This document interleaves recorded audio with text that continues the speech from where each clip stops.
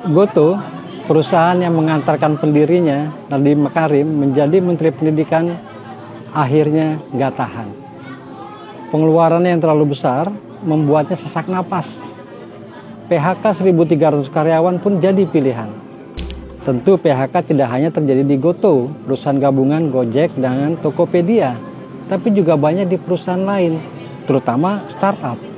Apa yang terjadi sebenarnya?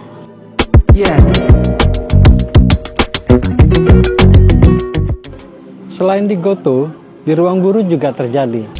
Nah, yang terakhir ini, kalau masih ingat, ini startup yang sempat kontroversial lantaran pendirinya jadi staf khusus presiden, tapi juga dapat proyek dari pemerintah. Nah, perusahaan ini pun entah karena persoalan apa, juga sesak napas. Akhirnya melakukan hal serupa seperti Gotoh. Ratusan orang terpaksa kehilangan pekerjaan dari Ruangguru. Belum lagi perusahaan-perusahaan tekstil, juga sudah PHK ribuan karyawan. Itu yang kalau terakhir kita dengar itu banyak terjadi di Jawa Barat. Ini semua karena resesi? Tentu bukan. Tapi yang pasti, keuangan perusahaan tak lagi sanggup menanggung beban. Nah, ini bisa terjadi karena penjualan lemah, mungkin juga ada biaya overhead yang kemahalan. Ini ongkos di luar produksi loh. Jadi bisa biaya karyawan, biaya kantor, maupun biaya lainnya. Ambil contoh Gotoh. Jumlah karyawan sebelum PHK itu ada sekitar 9 ribuan orang. Pembayaran gaji dalam 1 tahun itu mencapai 4,1 triliun rupiah. 26% dari total penjualan. Terus mau salahin resesi yang belum datang? Jangan-jangan karena salah asuh. Suatu hal yang perlu dipahami, ada trik kuno seperti ini. Dengan kekuatan modal, tawari pegawai dengan gaji tinggi, subsidi penjualan, misalnya lewat diskon yang nggak masuk di akal, biarkan pesaing tumbang. Selanjutnya, kuasai pasar. Setelah konsumen tidak ada pilihan lain, naikkan harga. Ini cara culas zaman primitif yang masih berjalan sampai sekarang.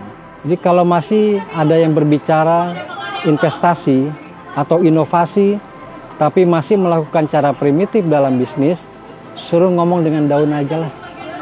Mungkin dia lagi buat puisi.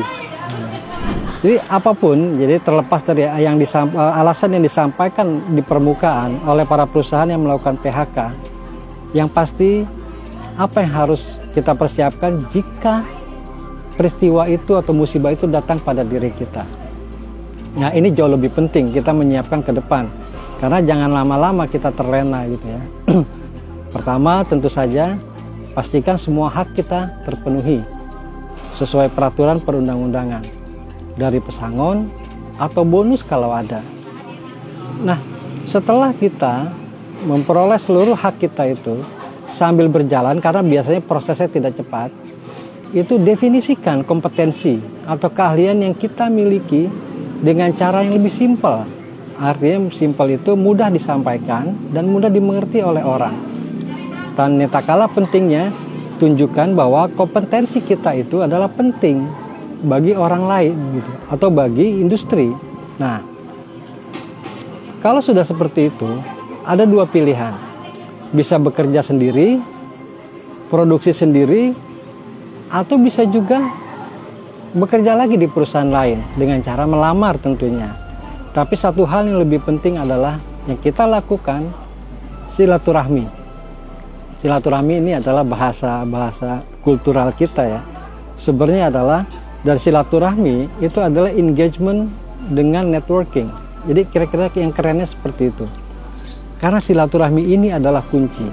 Peluang, gagasan bisa bertebaran di sini, di dalam silaturahmi ini. Jangan terlalu lama menghabiskan pesangon. Jangan terlalu lama menghabiskan pesangon atau bernostalgia tentang kantor lama. Kan biasa setelah terjadi PHK, sering-sering kumpul, kemudian berkeluh kesah, ingat nostalgia gitu. Juga jangan terlalu lama ngabisin uang pesangon. Lebih baik mempersiapkan diri untuk hari ini dan ke depan. Jangan lupa, eling lan waspada.